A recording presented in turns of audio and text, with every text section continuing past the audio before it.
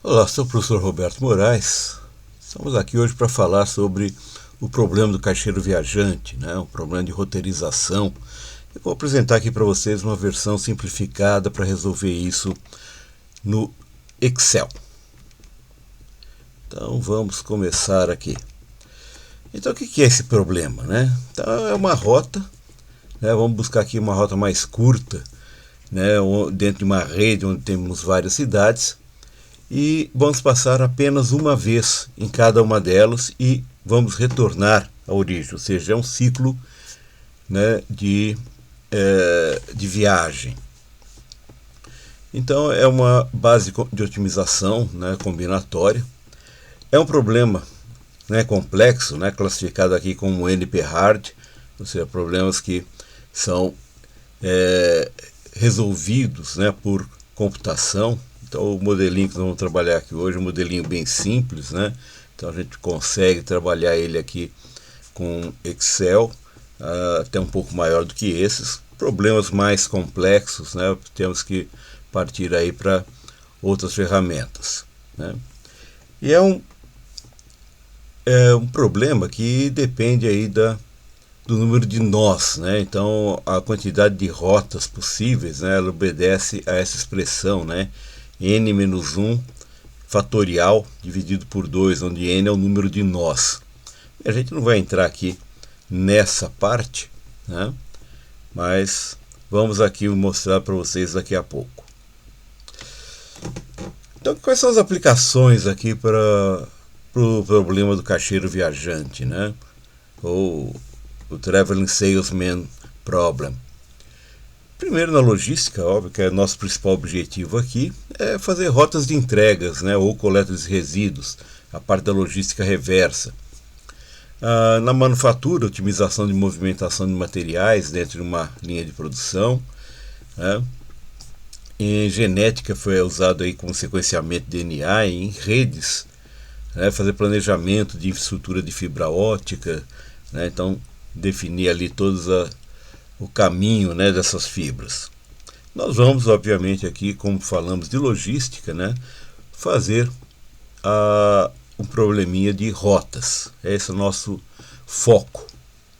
Então, primeiro vamos entender aqui a modelagem desse. Então, primeiro aqui a variável de decisão, um x e j, é uma variável binária. Ela é 1 se a entidade, o caixeiro aqui, se ele viaja da cidade de I para J, caso contrário é 0, se ele não viaja da cidade de I para a cidade J. A função objetivo é uma função de minimização, uma minimização de custos. Então nós vamos somar tudo aquilo que sai da cidade I para a cidade J, tudo aquilo que sai da cidade J, e importante ali colocar que J é diferente de I, ou seja, isso é uma garantia de que eu não vou passar duas vezes pela mesma cidade e nem ficar fazendo ciclo dentro da cidade. Nós já vamos ver aqui na resolução uma forma para fazer isso. E o C e J aqui é a distância entre I e J, a distância entre as cidades, ou a distância entre os nós. A gente pode também trocar a distância por custo. Então, ali na prática, nem sempre a menor distância é a de menor custo. Então, nós temos aqui as restrições. Então, cada cidade deve ser deixada uma única vez. Então, a somatória de tudo aquilo que sai de I para J é 1. A entrada também só deve haver uma entrada na cidade, ou seja, tudo aquilo que entra em I também é igual a 1. E fazer a eliminação de sub-rotas, ou seja, ou passar pela mesma cidade, ou fazer aqui formar ciclos, ou seja, evitar que eu vá do ponto 1 para o ponto 2 e depois volte do ponto 2 para o ponto 1. Então essas são as restrições do nosso problema. Então vamos ver aqui um exemplo, esse grafo simples. tenho 4 nós, todos eles interligados, né? Então a ideia é sair ali do nó 1, né, passar pelos 3 outros nós e voltar para o nó 1, né? Então essa é a figura. Então quais desses caminhos, né, serão viáveis? Para isso, então, nós vamos usar aqui uma planilha Excel, onde eu já tenho aqui aquele grafo, mas colocado aqui já as distâncias, né? Então, veja que eu tenho a origem, né, os 4 nós, e tenho os destinos dos mesmos 4 nós. E as distâncias, elas se repetem, né? De 1 para 2 são 10 quilômetros, assim como de 2 para 1 também são 10, né? É a mesma distância, o mesmo caminho. E eu tenho aqui, nessa diagonal, as distâncias entre os próprios nós, né? De 1 para 1 a distância é 0, né? De 2 para 2 é 0, de 3 para 3 é 0, de 4 para 4 é 0. Só que a gente vai usar um artifício aqui chamado penalidade, né? Então, se eu deixar as distâncias zeros, o Excel, né, o solver, ele vai me jogar as respostas aí nessa coluna. É a menor distância, né? Então 0 seria o menor valor. Então eu vou colocar aqui uma penalidade nas distâncias. Eu vou colocar aqui um valor bem mais alto que os demais. Então eu vou colocar o valor de 100, né, quilômetros do nó para o próprio nó, de maneira que haja ali uma penalidade, ou seja, ele vai aumentar muito a distância total se ele escolher esse caminho. Então a primeira questão foi essa. Agora eu vou copiar essa tabela, vou colocar aqui, vou apagar esses dados, né, que estão aqui, porque essa é a tabela onde aparecerá o nosso x e j, ou seja, os zeros e os uns, que vão determinar a nossa matriz. Então vamos começar aqui com a função objetivo. Vou colocar a função objetivo aqui em cima. E ela é uma função somar produto, né? Ou seja, eu vou fazer uma multiplicação entre os valores da primeira tabela, no caso ali da minha célula C3 até minha célula F6, pelas células correspondentes da segunda tabela que estão em branco. Então, está aqui, C10 a F13. Então está aqui formada a minha função objetivo. Vamos agora montar as restrições, tá? Então, primeiro, as restrições de origem. Lembra que a restrição de origem diz o seguinte: só pode haver uma saída de cada nó. Então eu vou somar, né? Então eu coloco aqui soma. Vou somar todos os valores da linha, né, de cada linha. Então vou puxar aqui até a linha 4. E elas vão ter que ser igual a 1, ou seja, né, só vai poder ter uma saída, né, de cada nó. E eu vou fazer a mesma coisa em relação ao destino, ou seja, só vai poder haver uma entrada em cada nó. Então eu vou somar tudo aqui. E também, né, então puxo aqui até a coluna F. E todos eles aqui terão que ser igual a 1. Então essas são as restrições de entrada e de saída. Nós temos que fazer agora as restrições para que não se repita o caminho, tá? E como é que eu vou fazer isso? Eu vou somar os nós e vou determinar que eles têm que ser menores ou iguais a 1. Ou seja, se eu estou por um caminho, não posso usar o outro. Ou se eu não usei um, eu também posso não usar o outro.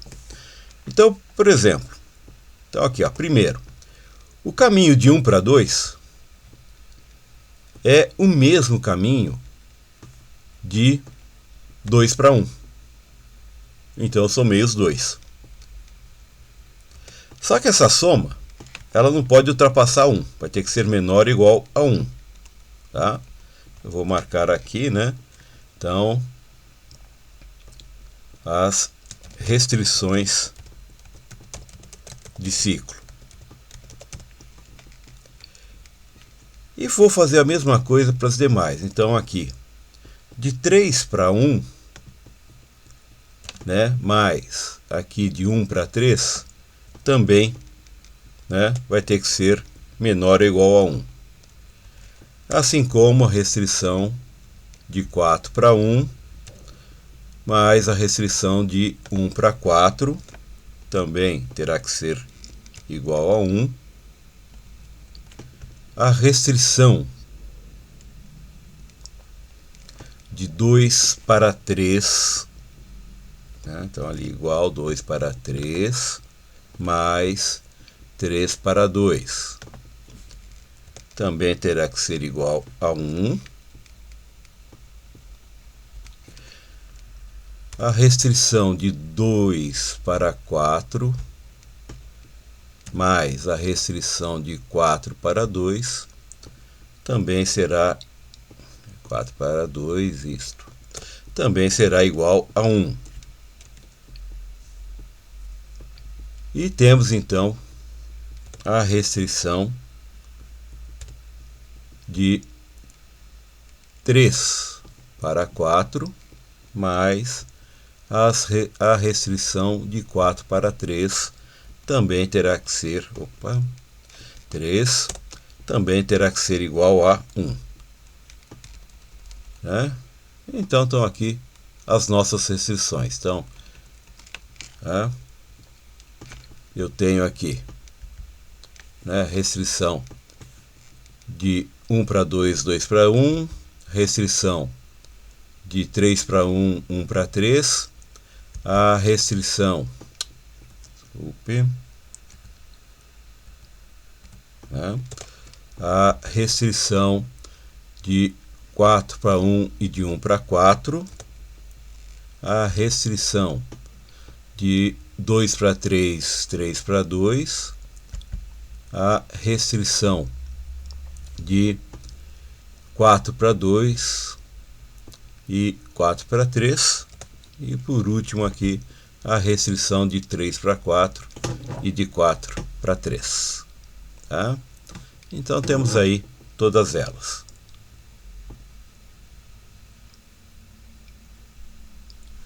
Tudo certo?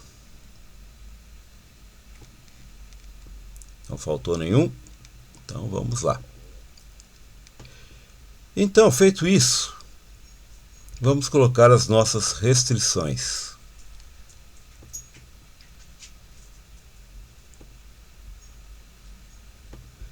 Vamos aqui no nosso solver, vamos em dados, solver. Tá? Então, eu vou primeiro marcar aqui a minha função objetivo, que está aqui em cima. Está aqui na minha célula I1. É uma função de minimização. As nossas variáveis básicas estão aqui nas células, né, de C10 a F13. Vamos agora então adicionar as restrições. Então primeiro as restrições de saída. Então todas essas expressões que estão aqui de G10 até G13 terão que ser iguais aos valores que estão aqui de H10 a H13. Então essas são as restrições de saída. Vou adicionar agora as restrições de entrada. Então todas aqui, né, que só vão chegar uma única vez, deverão ser iguais aos valores 1, né, uma única entrada. Então ficou C14 F14 igual a C15 F15. Vou adicionar agora mais uma restrição, que eu vou marcar aqui as células das variáveis de decisão e vou determinar que elas são binárias, ou são 0 ou são 1. né? Para garantir ali que não haja um número quebrado. E vou adicionar agora as restrições de ciclo. Então aqui eu tenho do meu A17 até meu A22, né? Tem que ser menor ou igual aos valores, né, de B17 até B22. Podemos deixar aqui a resolução como sendo um LP simplex, né? E vamos aqui então resolver o problema. Então, chegou aqui já a uma resposta, né? Então dou um OK. Vamos agora então checar essas respostas. Então dou um OK. Então veja, se o nosso nó 1 é o nó de origem, então o que ele fez? Ele fez o caminho primeiro para, né, o nó 4. Então esse aqui é o primeiro caminho. Vou marcar aqui com azul. Então saiu ali do nó 1, foi para o nó 4. E do nó 4, para onde é que ele foi? Então eu venho aqui na linha 4 e vejo que do 4 ele foi para o nó 3. Então já tenho aqui mais um arco da resolução. E do nó 3, ele foi para onde? Do nó 3 ele veio para o nó 1, para o nó 2.